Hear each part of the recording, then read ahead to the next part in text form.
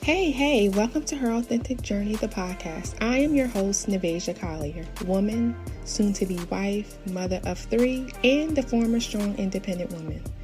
Along my journey, I discovered the secret key to the more in life is in your authenticity. This podcast is about becoming unstuck in who you thought you had to be as a strong, independent, maybe the responsible one, and become who we were meant to be. Myself and other resilient guests will share what we only wish someone shared with us early on. Topics, tips, lessons learned and unlearned while on our personal journeys of becoming true to who we are, not who we've had to be.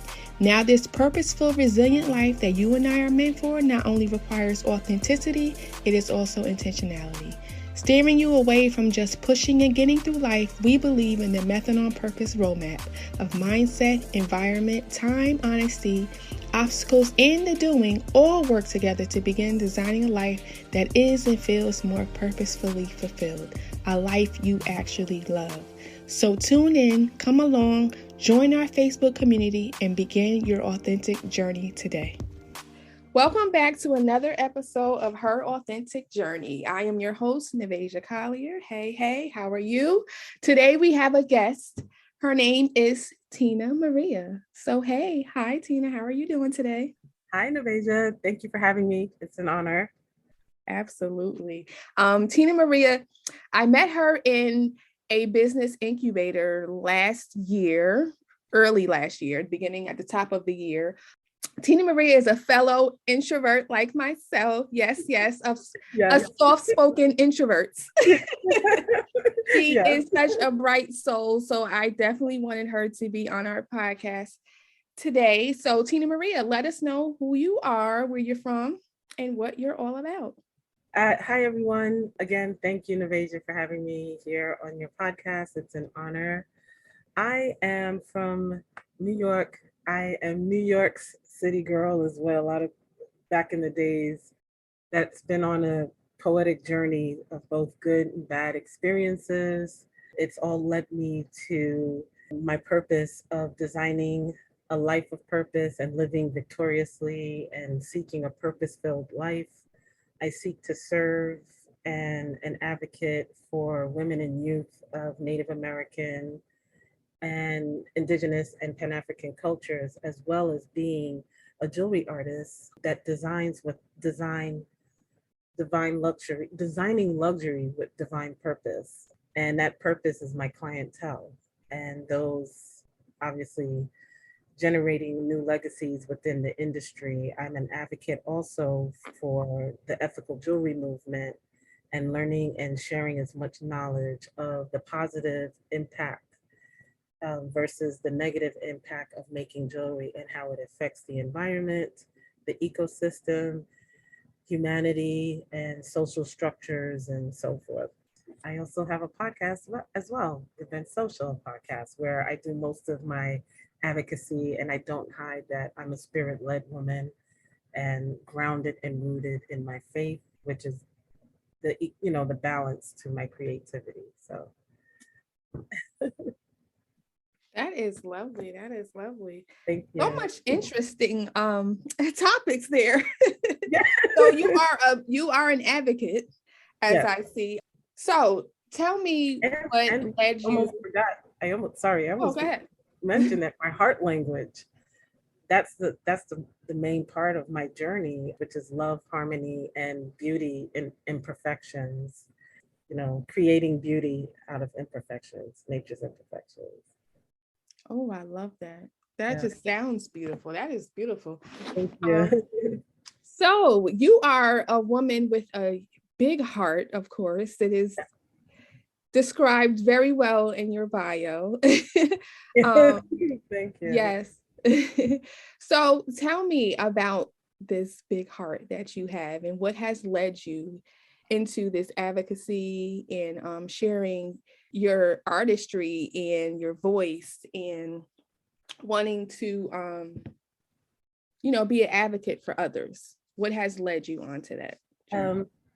Well, let's say it started with being born with this tiny hole in my heart, figuratively and literally. I was born with a heart murmur, And I had a poem which I'm it's hidden somewhere in my boxes that I wrote when I was younger about being born with a heart murmur and how it plays, how you nurture that heart, how you take care of that heart so it doesn't affect your life, have a play on your life. Mm. And basically taking that poem that I wrote when I was probably between the ages of 10 and 12, it was basically going through things that I went through traumatically and painful experiences and trauma, and still having love in my heart, still having hope at a young age, still having hope, still having some type of love, seeking to understand the language of my heart. That was something that I couldn't understand. You know, what I thought was normal in my environment growing up and my surroundings, to me, was just a normal thing. And reality, it really wasn't. When you're talking about culture, generational culture trauma, historical trauma, generational trauma within families, religious trauma, so many things. And that heart language, as I got older, it became more intriguing for me, to seek out, to understand my own language. Every experience I've been through, it was basically me protecting it. I never allowed my heart to get corrupted with anger and bitterness and vengeance, or violence, or even get corrupted where, like hurt people. And most people who've been through some type of trauma become that trauma and Mhm. continue that trauma on others, or that pain or that hurt or that abuse. I didn't become those things. And that was intriguing for me. And with being young, I just ended up becoming more guarded and wearing masks of being emotionally strong, being emotionally unbothered by what was happening to me, even though I really wasn't. I was suffering in darkness. Um, I was battling suicidal ideologies, suicidal thoughts, and covering it up on the forefront with these different masks.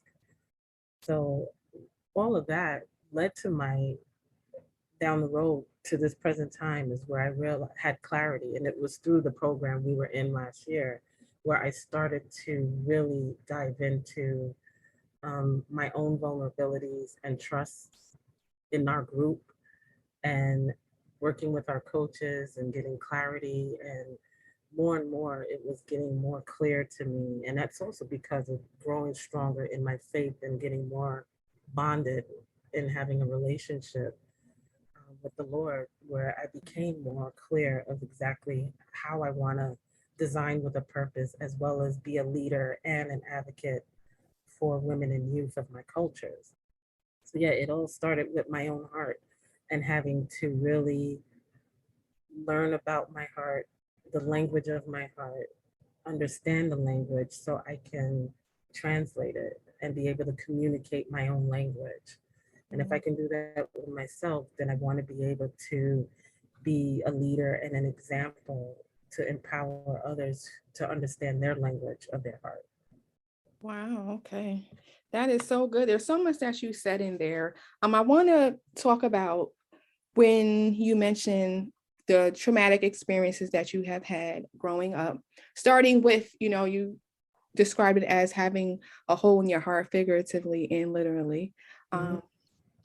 That's really big. I want to talk about you mentioning that what you think is normal really isn't normal, because as women, going through traumatic experiences, I think most of us can feel alone, especially when you're young. You feel alone in whatever it is that your experience is. I don't think any experience is, greater or larger than everyone's experience is, unique to them, right? But I believe that we've all had a moment where you think everything that's happening around you, to you, and through you is normal, and the fact that you were able to stay true to your heart, right? Even though in your mind you probably, I'm sure, thought you were, you're told you have a hole in your heart, like you said, figuratively. I Yeah. mean, literally and figuratively, probably, felt that you had this hole in your heart, but yet you were true to it, and you didn't stray away from it. And when we face things, traumas, experiences, we tend to go away from that, and our heart tends to change. So I'm sure your experiences and your traumas affected you in other ways, of course, but I think I love that you mentioned that it didn't taint your heart. Yeah, because that's usually the first thing. That's the first thing with us women. Yeah, it's the first thing as women, as little girls. That's the most, our innocence as children. When that innocence can be corrupted or poisoned or tainted, whatever, it changes, it alters how that child sees the world, how they see themselves. Right. And for me, it turned into becoming a person that had to do everything by any means necessary without really understanding what I was doing at a young age to protect my feelings, to protect my heart, and be on guard and not let that part get worse than what was happening. It could be verbally, physically, whatever was happening in my environment, and just guard myself. The outcome of it and the results of doing that, I ended up becoming a people pleaser. I ended up seeking false things from people that would never give me the things that was needed, as far as hearing my voice, feeling worthy.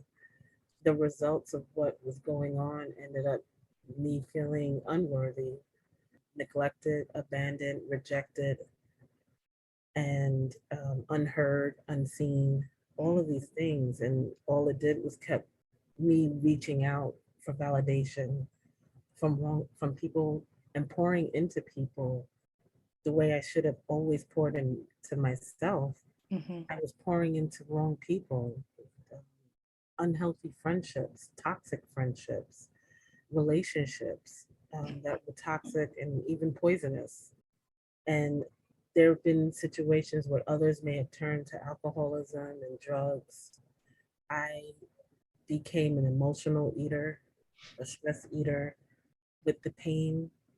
I also became a shopper, like just shopping to handle what was going on or trying to avoid having to relate and connect to something that would trigger a memory or rejection. And I would go out and just shop foolishly to just hide that pain and that hurt and that being destroyed, or to keep from wearing into, you see, you're not important in this world, so just take your life, just end it all. Who's gonna know you're here? They don't notice you now. Those silly voices. So it's like an emotional detachment that you had to create for yourself, right? Yeah, In order to which led to wearing masks and saying, "Oh, where people's like, oh, there's sunshine. There's the person who's gonna make us feel good. There's the one that's gonna hold us up. There's, she's good." Right. And if I was to say, no, guys, like when I wake up, I'd be like not happy that I woke up. Like, damn it, I woke up again. Like, can't you see I'm suffering? Like, yeah, these were the multitude of masks. Like, okay, they think I'm strong, so I'll be strong. They think I'm emotionally healthy. Okay, I'll be emotionally healthy. You don't think I can have thoughts like this? All right, so I'll do my best to hide those thoughts unless somebody really is going through that same thing. Those good people who saw through it, those are the good people, unfortunately, I would reject and not pour into. Right. If that makes sense. It does. The good people in my life from childhood, and people would say, well, how could you have good people in elementary school? There were a few good people in elementary school and high school, college, and throughout the years after that were good, that because they saw the good in me. And every time they try to tell me, I was just like, I don't want to hear that because that's not normal. Right. That's not my reality, right? That's my reality. It's Right. not. It's not normal. It's not my reality. Get out of my face. Stop it. And I'm hurting them. So me latching out, that's that piece of I must be transparent and wow, have to say for the first time, that's even a form of abuse when you are rejecting those people who are good in your life and trying to help you see the greatness of you and see what Mm-hmm. the beauty that they saw, not just on the outside, but on the inside, and helping me see it. Mm-hmm. That was even kind of an abusive way too towards those people because I kept rejecting them. I kept challenging them, like, get out of here. Like, and deep down, I'm like, if these people are really good, they won't leave. Right. That's good. I want to talk about that. That's really good right there. If Yeah. you're really that good, Mm-hmm. then you won't leave. But Yes. Putting the really good people through that test. yes, yes, Yes. You need it no. proven. Yes. I need Yes. you to If you're prove really, to me that world you're talking about is real. I need you mm-hmm. to prove to me that your heart language is real. Mm-hmm. But because of in my own way, just being abusive towards them in a way in my actions Mm-hmm. and rejecting them so much, when they did walk away, it was kind of like, yeah, see, Yep. told you. Right. You know what? Right.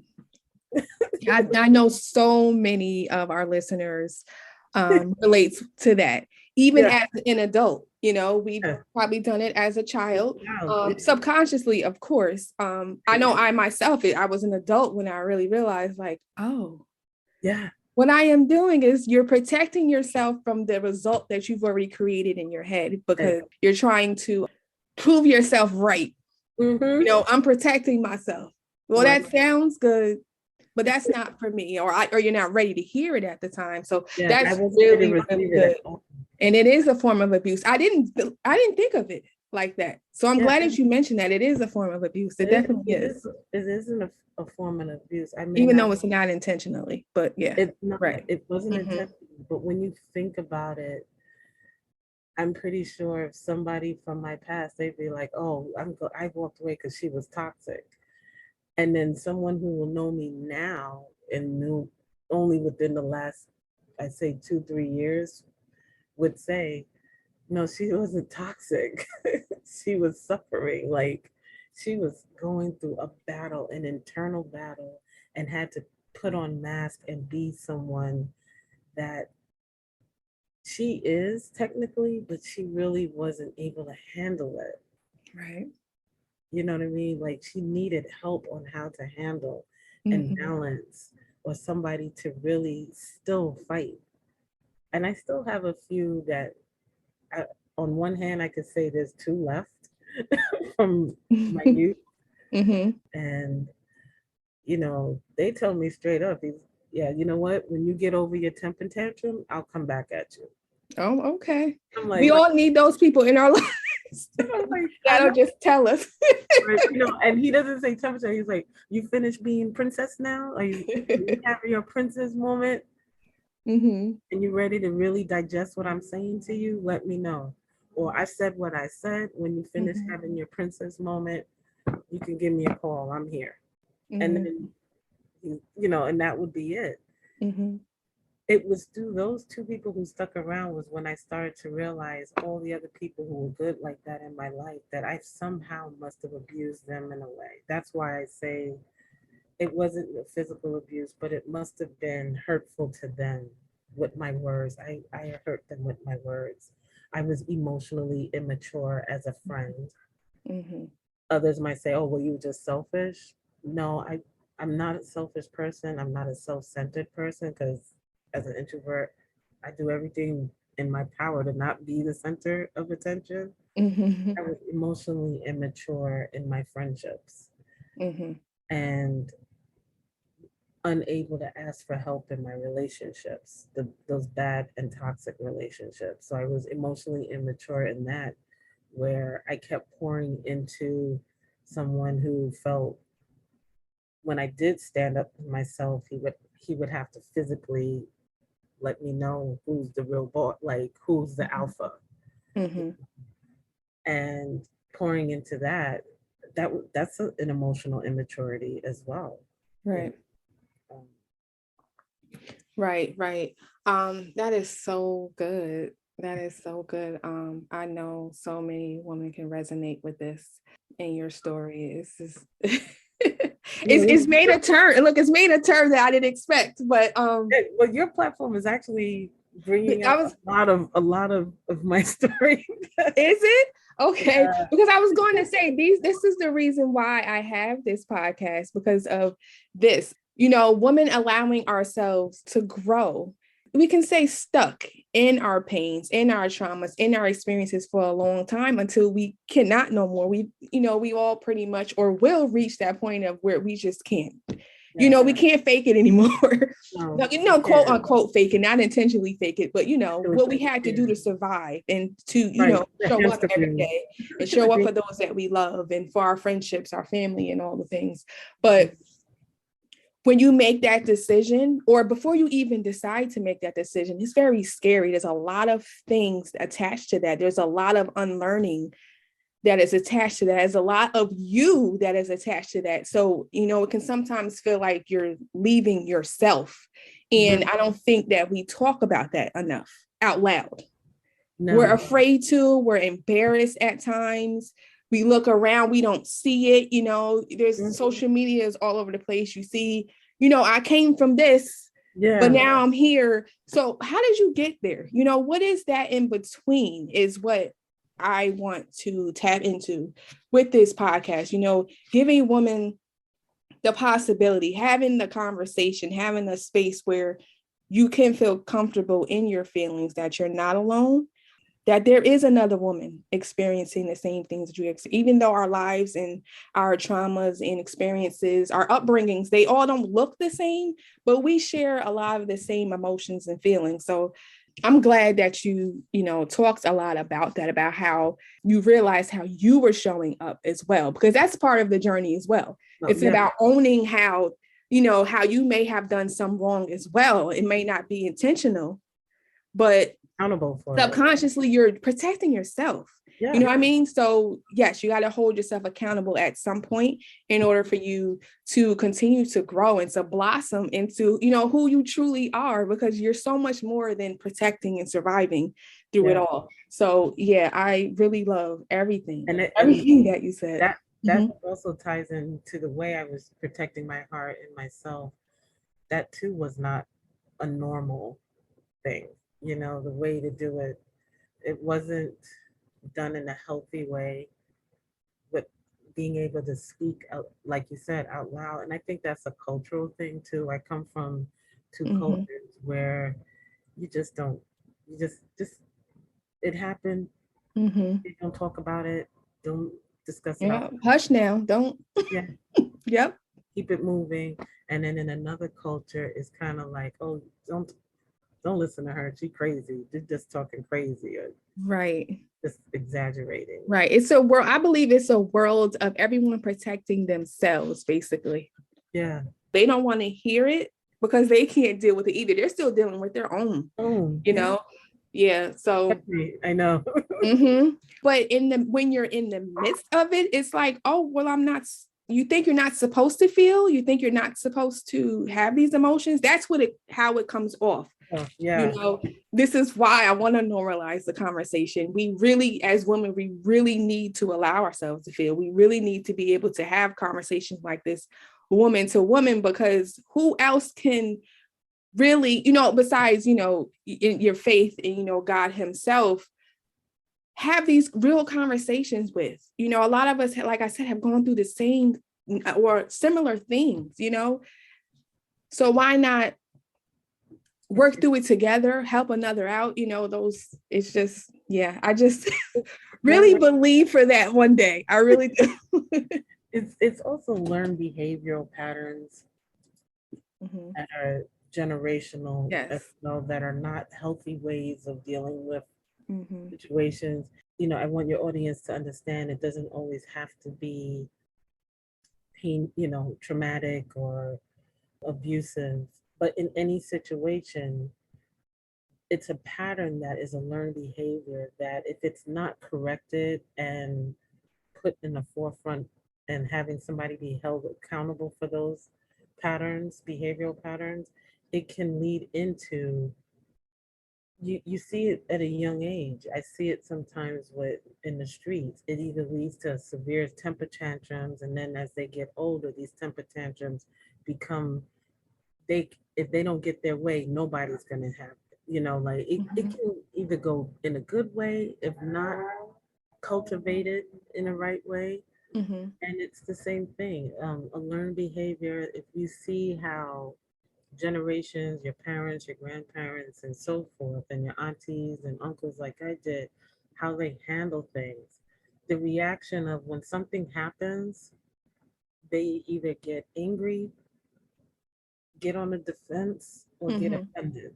It's always that pattern. And Right. shut down. Or, Mm-hmm. or they shut down. I shouldn't say then. Or they shut down and just try to not deal with it, like Mm-hmm. dismiss it. Right. So we pick up on that same pattern, of course. As a child, when you see that all the time, it's kind of like, all right. So when you get bullied, like I did, I didn't get angry, but I protected myself, but I just dismissed it. So what I did was run away. Mm. Because that's one pattern I see is that you run away and just hope it just dies down, and then you'll come back and deal with it when you're ready. Mm-hmm. All it does is just pile up and get worse. There's Absolutely. many instances that can happen that when you don't talk about it and change the trajectory of how to handle your strength and your hurt and your pain and your weakness and your all the range of emotions and your energies, it Mm-hmm.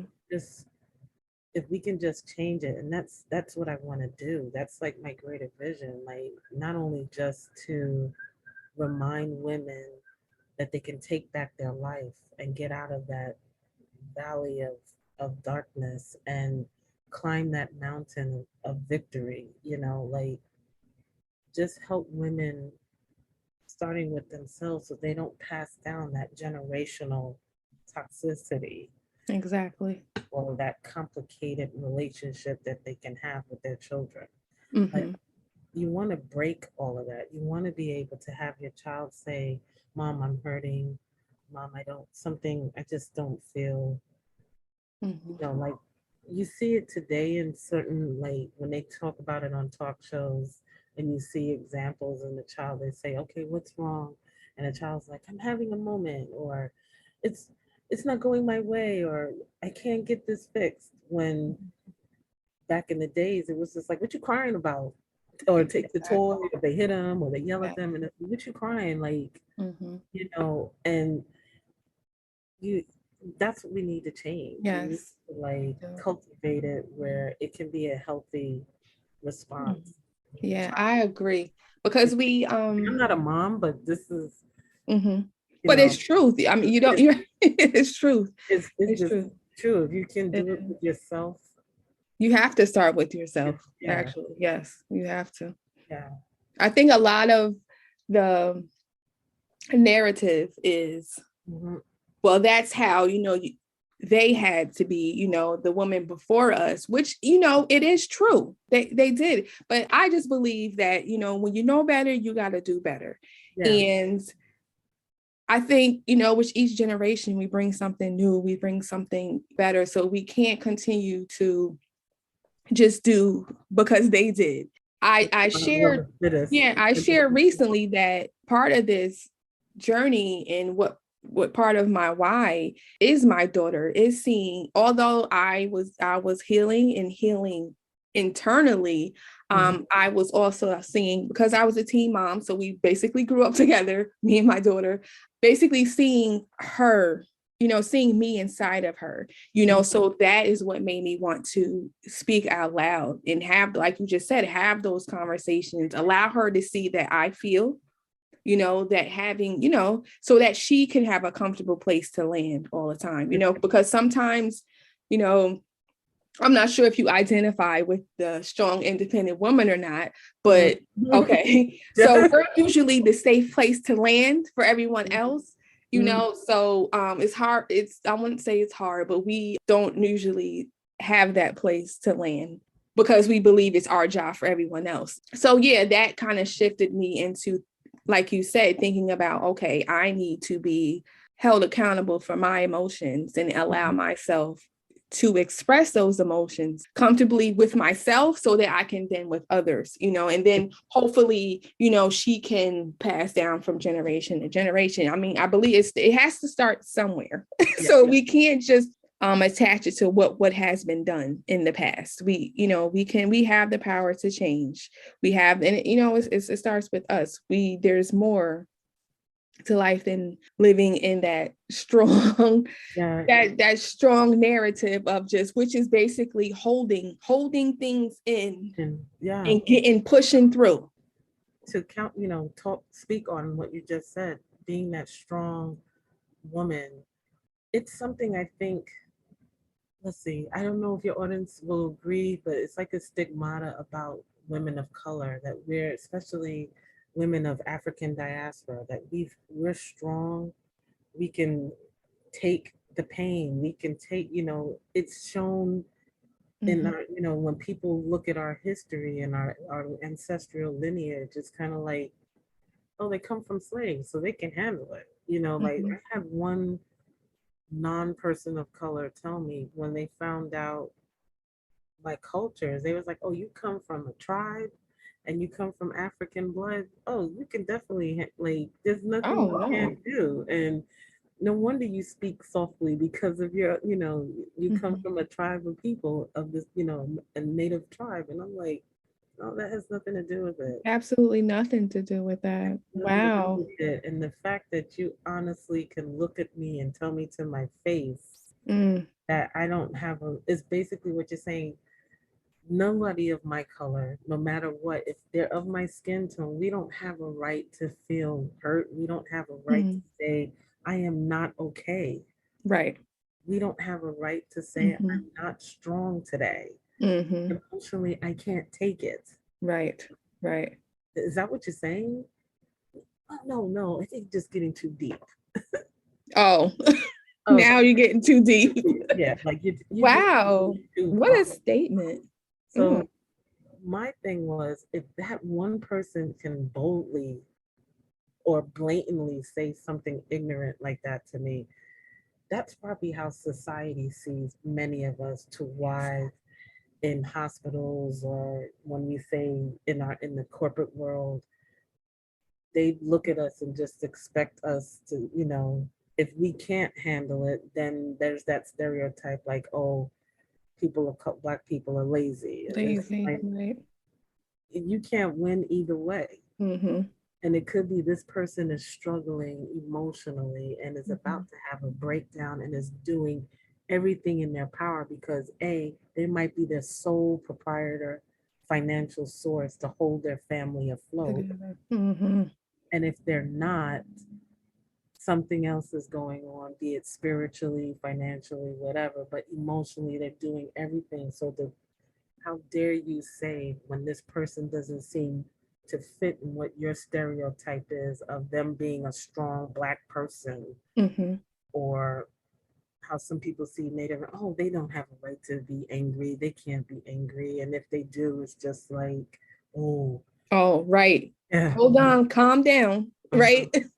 Yeah, like, no, right, I'm a person too. Yeah, and I have boundaries. Like now, even at my last job, it was just like, what, nobody can understand, because I'm afraid to say, I'm not strong today. I'm not okay today. I'm not. Right. And it's like, where is the place where we can say that? Yeah. Is there a place where we can say, I am not strong today? Today, I don't know if I'll be able to get through this. And then to communicate it with your own family member, like I have a friend and her husband, like when he's not okay, he shuts down. So the kids be like, they go to their mom, like, Mom, what's wrong with dad? And she's like, he's having a bad day. And they're like, oh, yeah, me too. And she Mhm. had to look at her kids like, what? She was like, you're having a bad day. How are you having a bad day? And Mhm. they told her the story, like what's going on in Good. school. And she had right away called me. She was like, I think I'm changing the cycle in my family because my kids, I'm telling them their father is having a bad day, and they had to turn around and be like, yeah, me too. You Yeah, know, that's good. That is good. like, so just use that as an example. Like, Mhm. and I was like, okay. Absolutely. I love that. I think that's what a lot of I see, like all of you that I've become friends with who are moms, like it gives me, you guys give me a map on how to be when it's time my turn to become a parent. Like I see how you guys are, and how you guys are advocating to communicate and change, and change the language. And that's Mhm. basically what What it it is. is, Yeah. understanding the heart language, Mhm. changing that heart language that has been a generational pattern, Mhm. changing that, and being able to help yourself and those around you that you love to understand it and communicate and translate it as well. There's two things I want to touch on Yes. just briefly because I believe there is another discussion we need to have later on, I believe. Okay. But one of the things you mentioned, and every time I think of this topic, I think of you. And Really? when you say about the narrative of the strong woman, and when I think of you is because I think you can relate to how I feel when speaking, and I talk about what it is and the change I want to make, and the discussions I want women to have, and the life that we are still capable of having, and some of the experience that has led me to this. I get a lot of, you're so soft spoken to be Mm. to have the life or to be a strong woman. You're so, and Mm. at first I didn't think anything of it, but I really started to pay attention to the shock in, people in the person's face, Yeah. and they say it. And I think of you because I know you're a very soft-spoken person as well. And I know you're an introvert. Like, we have a lot of similarities there. Yeah. And I just wanted to I know think what when you we're thought around, about that, we're, because I kind of feel like you touched on that when you talked about the heart language. yeah. And although I feel my heart was tainted, I think I'm so soft-spoken because I don't put that on anyone else, Mm. and I that think I doesn't understand mean that. that I have to, this stigma of the strong woman, she's loud, she's boisterous, and all the things. Like, women, there's different aspects of every woman, whether she's a Of Black what woman, a you, strong woman, an independent, whatever. yeah. Some people are more loud and outspoken Hmm. than others. So I it really, I have to say, irritates me a little bit when people are so surprised at how soft spoken and how quieter I may be, Yeah. even though I have a story and even though I've been through things. So how do you feel about it? Or do you receive the same response? And if so, how do you feel about it? I have received that response where I think when people look at me, it's just like I don't ever tell my story because I've been very private. Mm-hmm. So when people make assumptions about me and want to tell my story based on their assumptions, I just like, all right, you're absolutely 1,000,000% wrong. And because you already set your opinion and judgment in telling my story and you don't know what the hell you're talking about, for you, there's a mask. Right. But when I'm in an environment and I do speak, people will just seem to be taken back, like, I had no idea. And it's just like, and then you speak so powerfully, and I'm just like, what? And it's just like, and someone had described me as a quiet leader. I can't remember who it was. And I heard it again recently from one of our sisters, and I was just like, yeah, a quiet leader with a powerful voice. So Mm-hmm. when I do speak, Mm-hmm. I'm going to make sure I speak that it's going to have an impact, and it will sting. It will sting in a way. Not Mm-hmm. when I say sting, it will sting that it'll have you think better about me as an individual and people like me. Right. When I speak, I want it to be able to, my words, even though, I'm going to step into that role of being a quiet leader with a powerful voice because, and I suggest you too, Mm-hmm. because it's those of us, we're the ones that make a bigger impact. I mean, look at all the introverts, Mm-hmm. Obama and Rosa Parks and Oprah Winfrey, and Mm-hmm. you know what I'm saying? Did they not make a huge impact and change?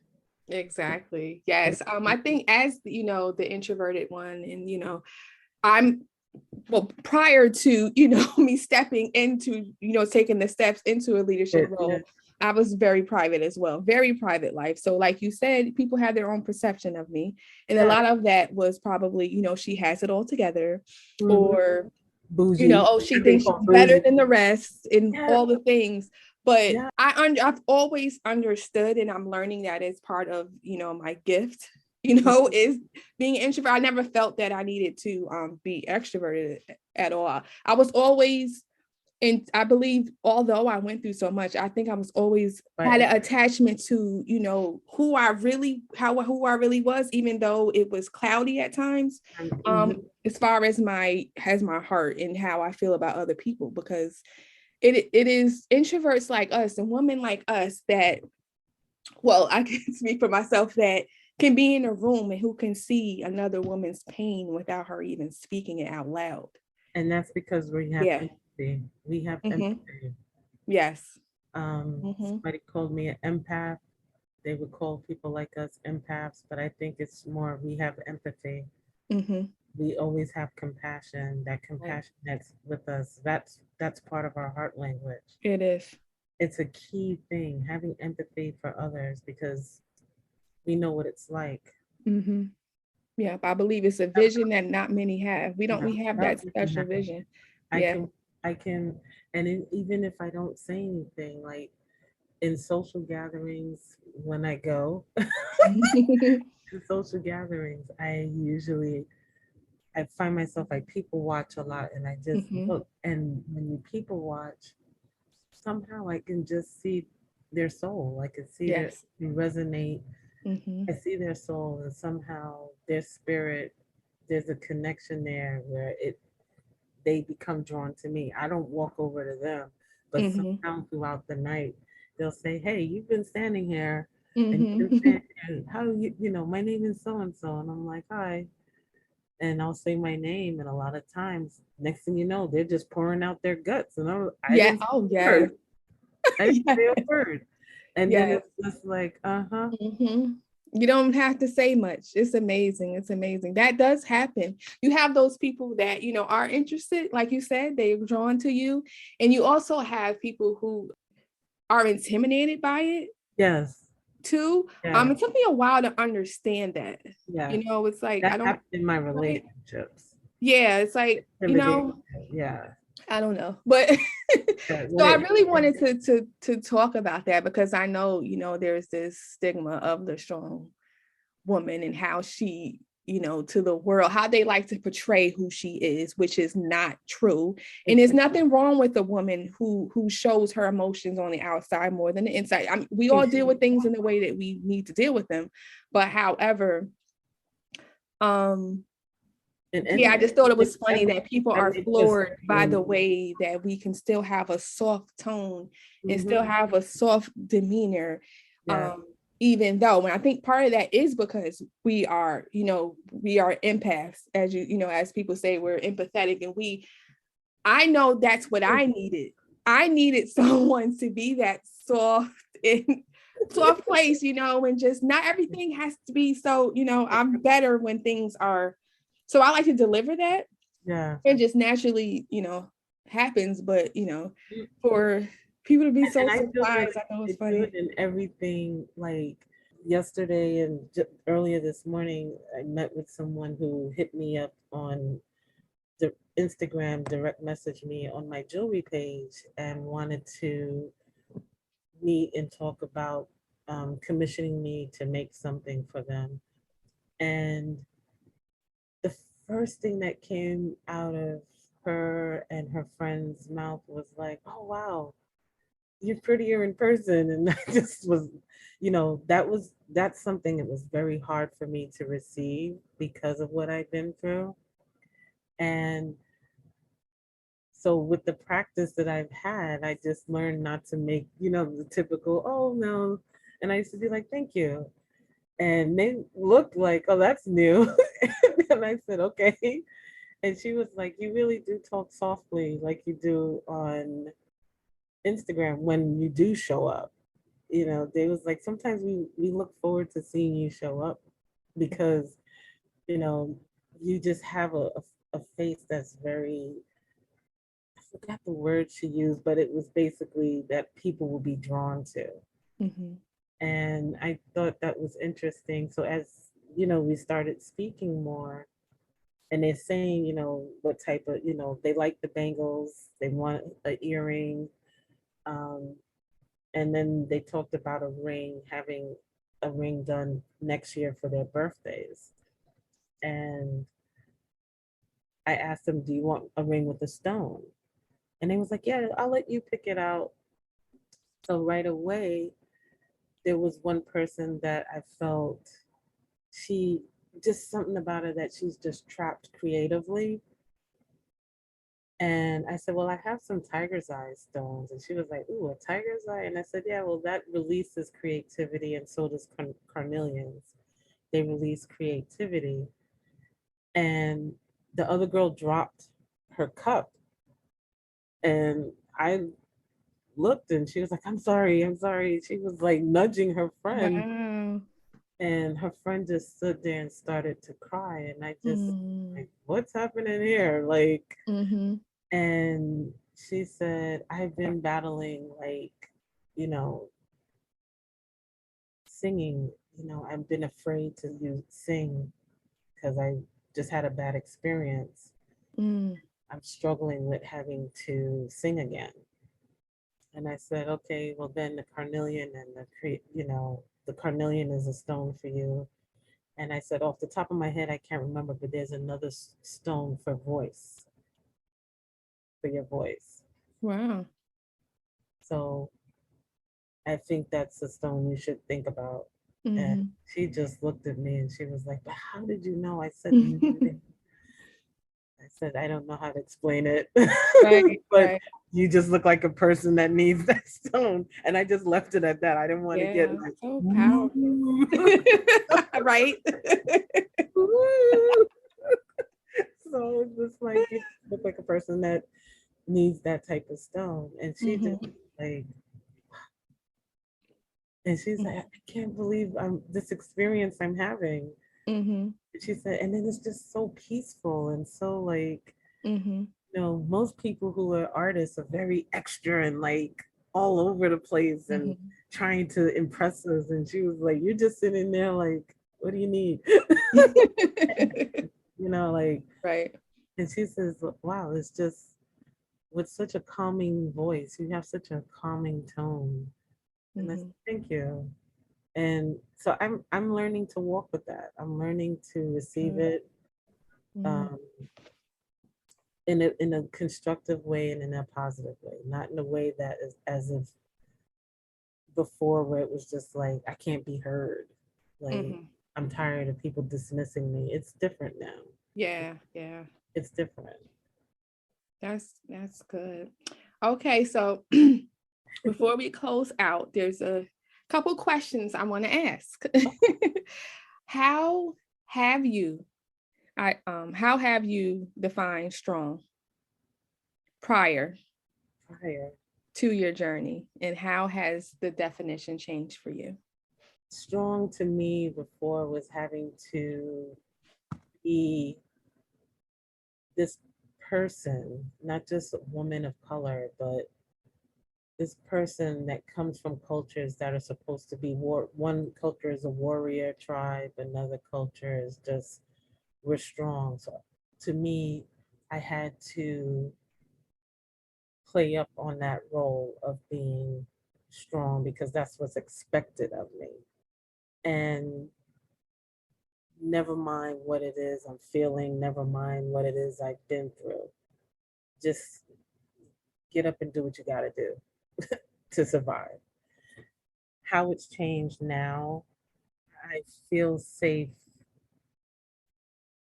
that I can, around the sisterhood that I'm in, where I can be vulnerable, where I can say, when somebody says, "How are you doing?" I can actually say, I don't know.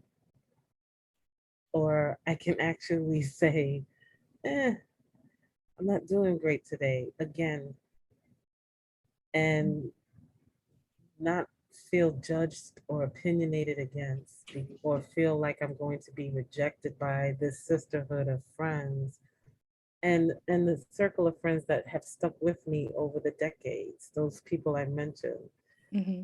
where I can actually say, guys, this is day 2 and I need prayer to lift me up. That to me is the new strength.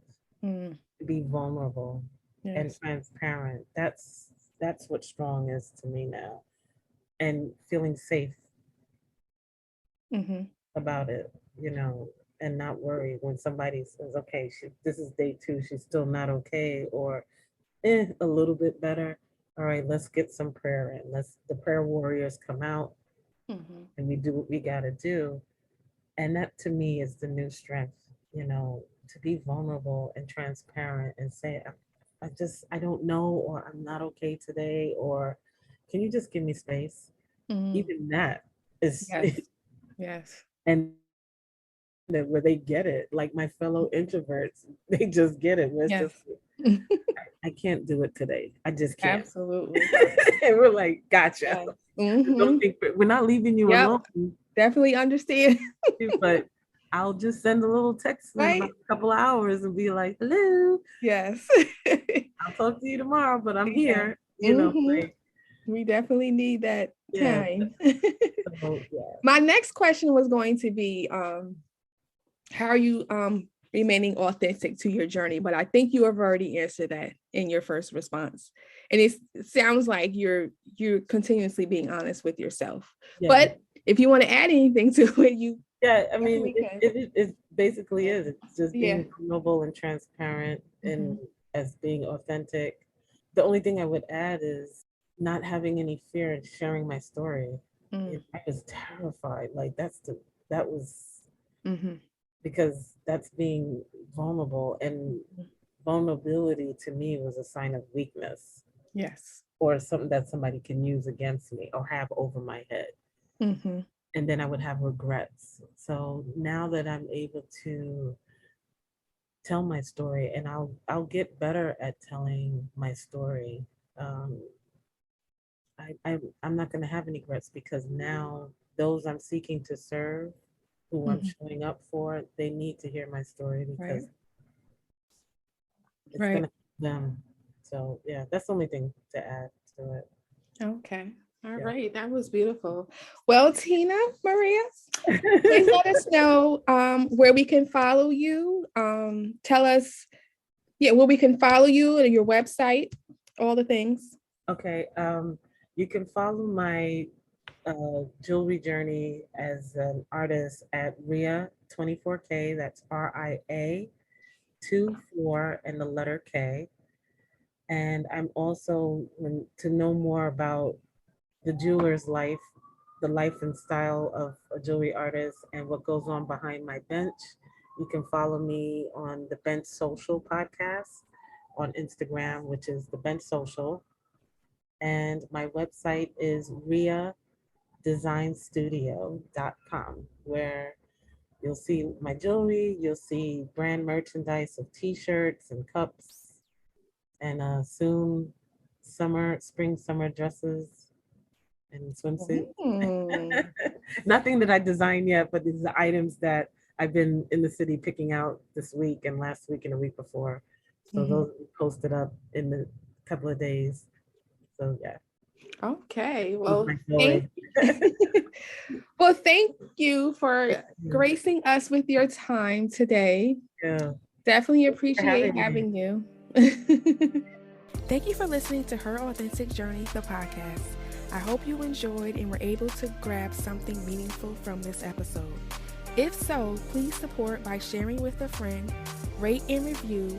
You can also refer to our show notes for more. Until next time, remember, be true to who you are, not who you've had to be.